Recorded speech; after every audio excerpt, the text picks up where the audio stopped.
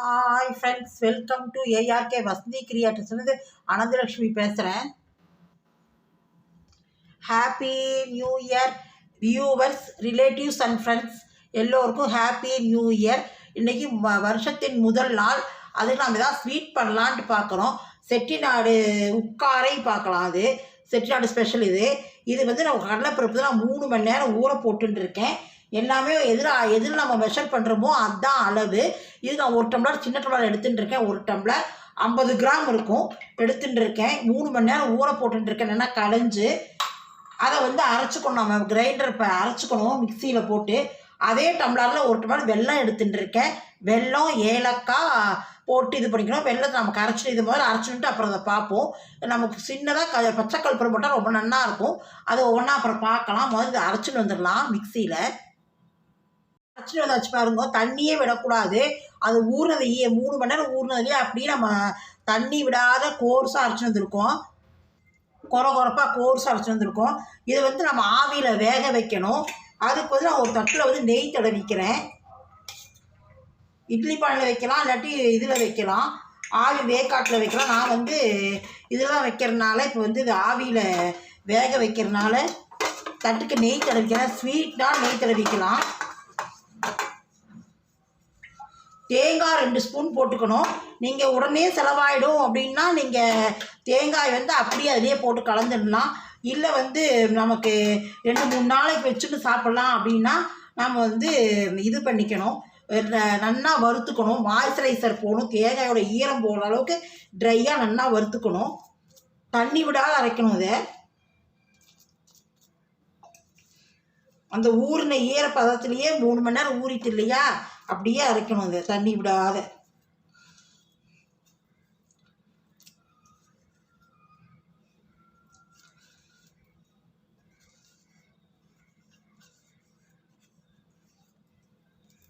இது ஒரு சிலர் பாசிப்பருப்புலேயும் பண்ணுறா. இது வந்து கடலைப்பருப்பில் தான். கடலைப்பருப்பு பாசிப்பருப்பு 2 கூட போட்டும் பண்ணலாம். நான் வந்து வெறும் கடலைப்பருப்பு மட்டும்தான் போட்டிருக்கேன். இதை வந்து ஆவியில் வேக்காட்டில் வச்சுட்டு அதுக்கப்புறம் வெல்லத்தை பாகு வச்சுப்போம். காட்டுறேன்.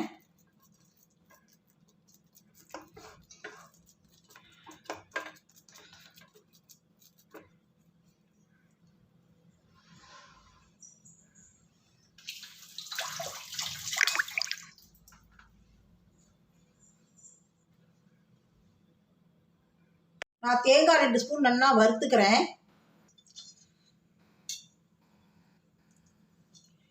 2 டேபிள் ஸ்பூன் போட்டுருக்கேன் பாருங்க ஸ்பூனால். இதை நல்லா வறுத்து அதில் போட்டுடலாம்.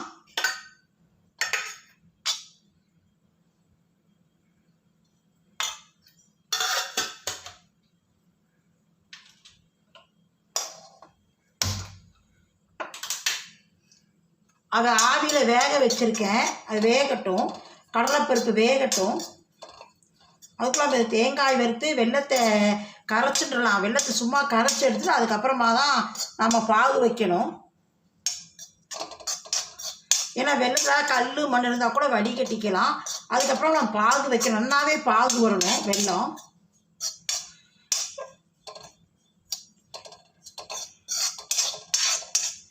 இது உடனே வச்சோன்னு வச்சுக்கோங்க. இப்படியே போட்டுச்சோம்னா ஊசி போய்டும், ஒரு மாதிரி வாசனை வந்துடும்.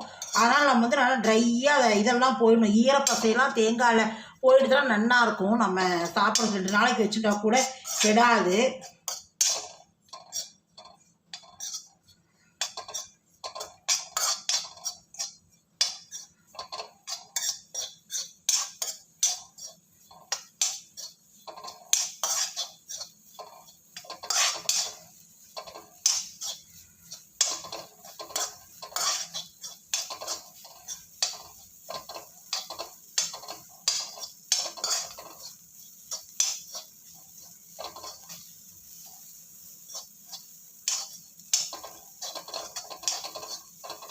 அடுப்பு ஆஃப் பண்ணிடுறேன். போதும், ட்ரையாக எடுத்து அது வேகட்டும். நான் உங்களுக்கு உடனே காட்டுறேன் எடுத்துட்டு.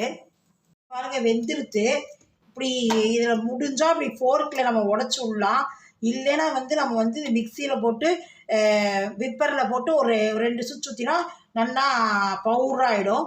இருங்க, அது மாதிரி போட்டு காட்டுறேன். எனக்கு ரொம்ப இதாக இருக்குது, உடைக்க முடியல என்னால். இதை அதனால் நான் மிக்சியில் போட்டு விப்பரில் போட்டு 2 சுற்றி சுற்றி காட்டுறேன்.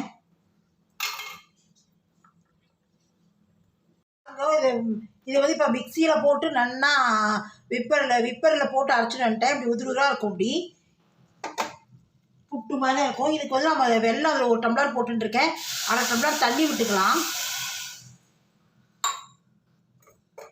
இந்த முதல்ல வெல்லத்தை கரைச்சுட்டுருவோம்.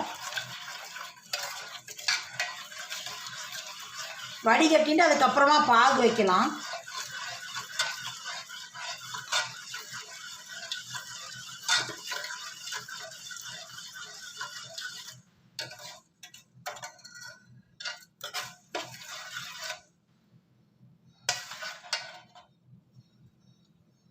இதோ ஒரே கொஞ்சமாக இது எடுத்து வச்சுட்டுருக்கேன், பச்சை கற்பூரம் எடுத்து வச்சுட்டுருக்கேன்.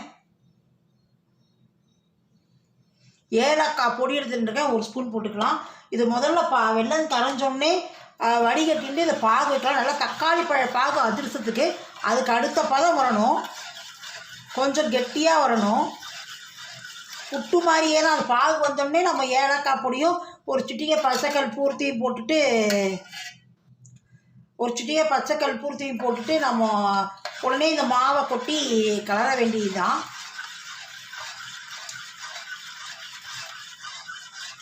வெல்லம் கரையிட்டோம்.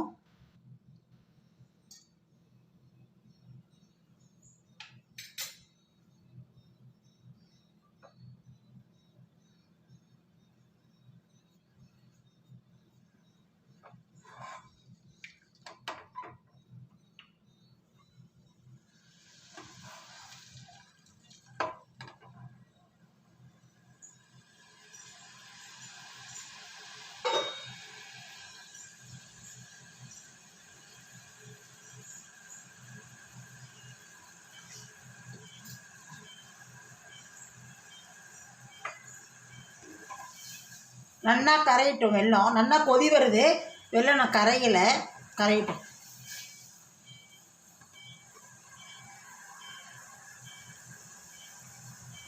நெய் அதிகம் தேவைப்படாது. ஒரு 2 ஸ்பூன் 2-3 ஸ்பூன் இருந்தால் போதும். நெய் அதிகம் தேவைப்படாது.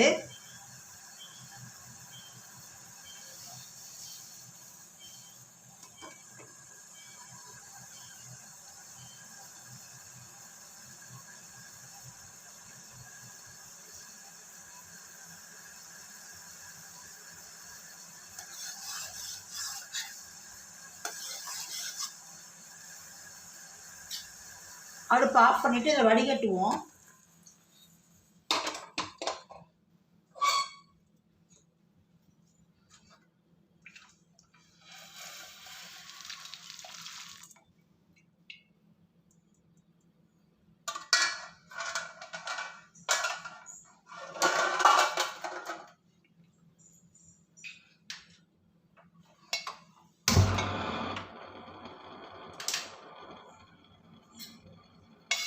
இது நல்லா பாகு வரட்டும்.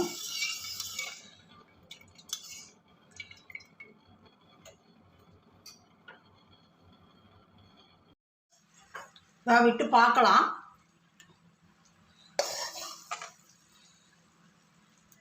இன்னும் கொஞ்சம் இருக்குன்னு. இப்போ தான் கொஞ்சம் உருட்டாக வர்றது. இதால் இன்னும் கொஞ்சம் இருக்கணும், இன்னும் ஒரு பதம் வரணும். தக்காளி பழமே வரல, இப்போ தான் உருட்டாக வருது.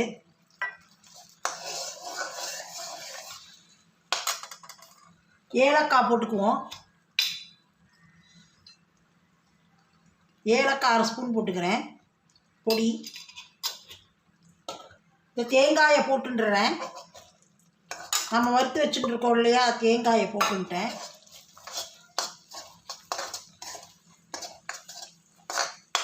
ஒரே ஒரு சும்மா கொஞ்சமாக பச்சை கற்பூரம் வச்சுட்டுருக்கேன். இதை வந்து நம்ம பவுடர் போட்டால் ரொம்ப நன்னா கையில் நசுக்கி விட்டு போடுங்கோ. ரொம்ப நல்லாயிருக்கும் வாசனை. போட்டு எல்லாம் பெருமாள் கோவிலில் கொடுக்குற ஸ்வீட்லாம் அப்படி தான் இருக்கும். இப்போ இதை போட்டுடலாம். இப்போ சரியாக இருக்கும். இப்போ இதை போட்டுடலாம். கொஞ்சம் கெட்டியாக தான் இருக்கும், பயப்படக்கூடாது. ஏன்னா நேராக நல்லா ஒத்தையாக உருந்துக்கும். அடுப்பை நல்லா சிம் பண்ணிக்கோங்க.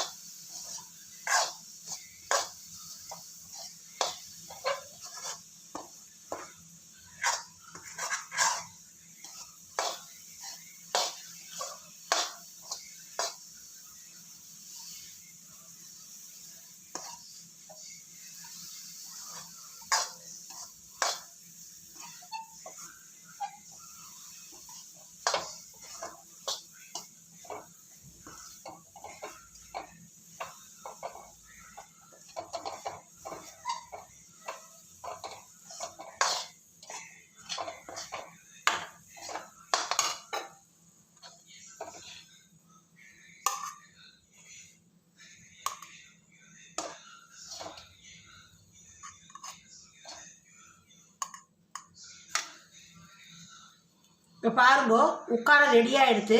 நியூ இயர் ஸ்வீட்டு பண்ணி பாருங்க. பிடிச்சிருந்தா லைக் பண்ணுங்க, ஃப்ரெண்ட்ஸ் அண்ட் ரிலேட்டிவ்ஸ்க்கு ஷேர் பண்ணுங்க. புதுசாக பார்க்குற சப்ஸ்கிரைப் பண்ணிட்டு பாருங்கள். உடனே நம்ம சேனல் நான் போடுற வீடியோவில் உங்களுக்கு உடனுக்குடனே கிடைக்கும். நெக்ஸ்ட் வீடியோவில் சந்திக்கலாம். நெய் விட்டது ஸ்கிப் ஆகிடுது. வீடியோ பாருங்க. நெக்ஸ்ட் வீடியோவில் சந்திக்கலாம்.